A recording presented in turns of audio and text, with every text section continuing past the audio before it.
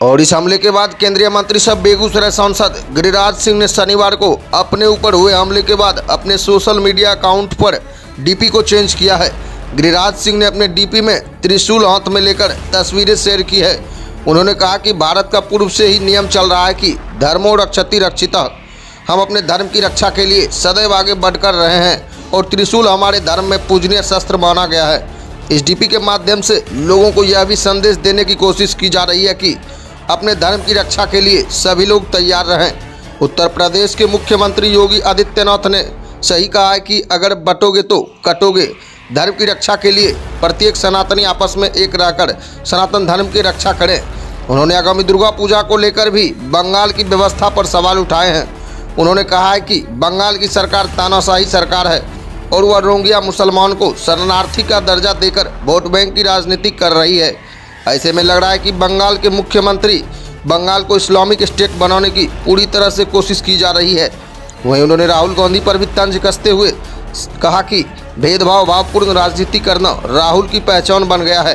कोई एक शगुफा छोड़कर वह विदेश चले जाते हैं। सच मायने में अगर कहा जाए तो उनका नाम बदलकर विदेशी नाम रख लेना चाहिए। साथ ही उन्होंने जम्मू कश्मीर सहित अन्य राज्यों में चुनाव को लेकर भी खुलकर बात की है। उन्होंने कहा है कि प्रधानमंत्री नरेंद्र मोदी सदैव लोकतंत्र के पक्षधर रहे हैं और उन्होंने लोगों से वादा किया था कि जम्मू कश्मीर में भी निष्पक्ष चुनाव होगी और आज प्रधानमंत्री अपने बातों पर खड़े उतर रहे हैं। निश्चित रूप से आने वाले दिनों में जम्मू कश्मीर सहित अन्य राज्यों में चुनाव आयोग के द्वारा निष्पक्ष चुनाव करवाया जाएगा। देखिए मीडिया के सवालों का जवाब देते हुए गिरिराज सिंह क्या कुछ कह रहे हैं। आइए हम आपको सर्वप्रथम सुनाते हैं। किया है, क्या इसके संदेश देना चाह रहे हैं? देखिए, त्रिशूल भगवान का एक त्रिशूल एक तरह से उनकी पहचान है और मैंने यही कहा है, धर्मो रक्षित रक्षिता। त्रिशूल हमारे धर्म का प्रतीक है। हम अपने घर में त्रिशूल रखें, त्रिशूल का सम्मान करें, त्रिशूल की रक्षा करें और ज़रूरत पड़ेगा त्रिशूल हमारी रक्षा करें। अच्छा सर, ये बताइए, कल आप पर हमला हुआ है, क्या आपको डर लगता है?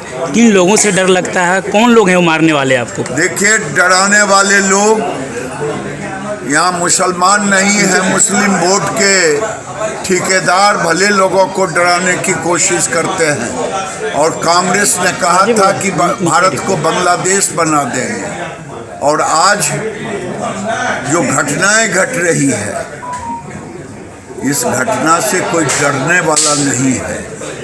ऐसी घटनाओं का मुकाबला करना जानते हैं और आने वाले दिन में, मैं कल भी कहा, आज भी कह रहा हूँ, योगी ने सही कहा। योगी जी ने सही कहा कि हिंदू बटेगा तो कटेगा। समय आ गया है कि देश के सनातनियों को, हिंदुओं को एकजुट होकर के ऐसे ताकत से, हमारे पूर्वजों से भूल हो गई कि बंटवारे के समय अगर 100% मुस्लिमों को पाकिस्तान भेज देना चाहिए था, जिसका दुष्परिणाम आज हम भुगत रहे हैं। जो आज शरिया कानून लागू करने की बात करते हैं, ये नहीं चलने वाला। राहुल गांधी एक बार फिर विदेश यात्रा पर जा रहे हैं, क्या कहेंगे? राहुल जी विदेशी हैं। विदेशी यात्रा, विदेश में मन लगता है, देश में उनको नहीं कुछ दिखता है, इसलिए विदेशी चाहत है, विदेशी यात्रा करते हैं। ये समय भारत के अंदर उनके द्वारा समाज में विभेद फैला के, जहर फैला करके विदेश यात्रा पे जाते हैं। देश में तो रहते नहीं, इनका नाम ही विदेशी रख दिया जाए तो कोई दिक्कत नहीं। हरियाणा से लेकर के जम्मू कश्मीर तक चुनाव आयोग ने जो है चुनाव का घोषणा कर दिया है, क्या कहेंगे इसको लेकर के तैयारी? चुनाव तो प्रधानमंत्री का था कि मैं चुनाव कराऊंगा। चुनाव करा रहे हैं प्रधानमंत्री, जम्मू में करा रहे हैं। जम्मू कश्मीर के अंदर लोकतांत्रिक तरीके से चुनाव की घोषणा भी हुई है, चुनाव भी होगा, क्योंकि आज तक ये खानदानी पार्टी, चाहे वहाँ कांग्रेस हो, चाहे फारूक अब्दुल्ला हो, चाहे मुफ्ती हो, ये लोग खानदानी पार्टी जो कश्मीर का शोषण किया गरीबों का, नरेंद्र मोदी ने पंचायतों की चुनाव करा करके लोकतंत्र को स्थापित किया, अब विधानसभा की चुनाव। हरियाणा में जैसे बीफ खाने के आरोप में एक युवक की पीट का हत्या हुई है, क्या हमने बीफ खाने का, बीफ का मतलब क्या होता है ये तो हम नहीं जानते हैं। अगर गाय का मांस है बीफ का मतलब, तो देश में गाय काटना वैध नहीं है, खास करके हरियाणा में। तेजस्वी यादव जाति जनगणना को लेकर के आज प्रदर्शन कर रहे हैं, क्या कहेंगे इसको पूरे बिहार में? नौटंकी करने में अच्छा लगता है, उनको लगता है कि भावना से खेलना उनको अच्छा लगता है। नीतीश कुमार ने ही और बीजेपी जब थी उसी समय जातीय जनगणना का एनडीए सरकार ने किया।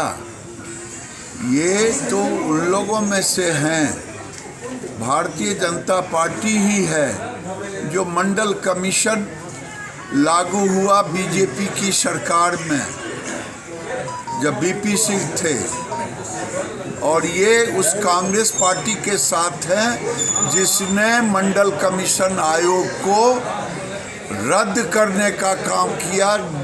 ठंडे बस्ते में श्रीमती गांधी ने डाला, राजीव गांधी ने डाला, उसी कांग्रेस के साथ